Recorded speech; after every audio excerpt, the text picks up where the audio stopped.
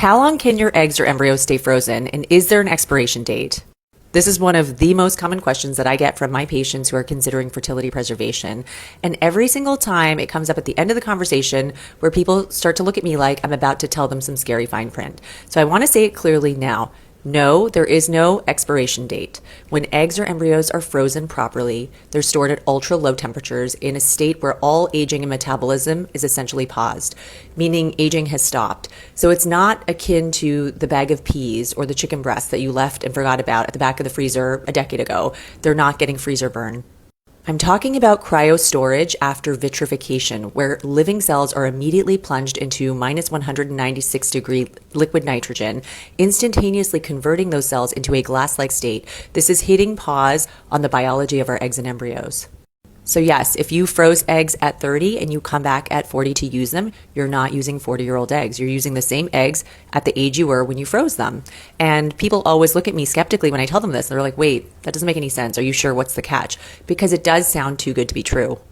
But this is not a guess, an observation or assumption. This is from real data.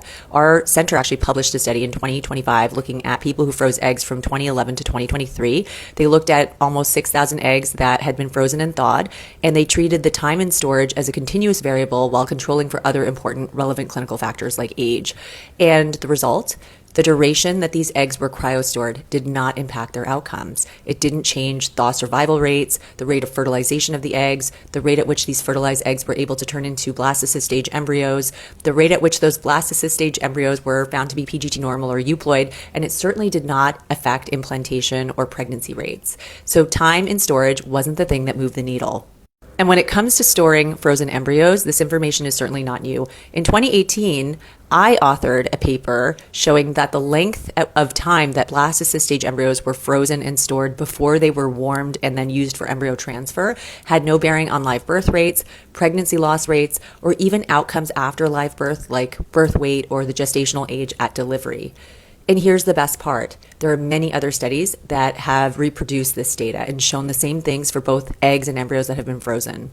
So this is really reassuring information because if you're freezing eggs or embryos, you already have enough to contend with, right? The timeline of when you want to do this, if this is something you want to do, the finances, the emotional load, and the pressure of the biological clock and just strategizing. So this is one less worry that you can take off of your mind. Your eggs and embryos are not expiring. They're waiting and frozen in time until you're ready.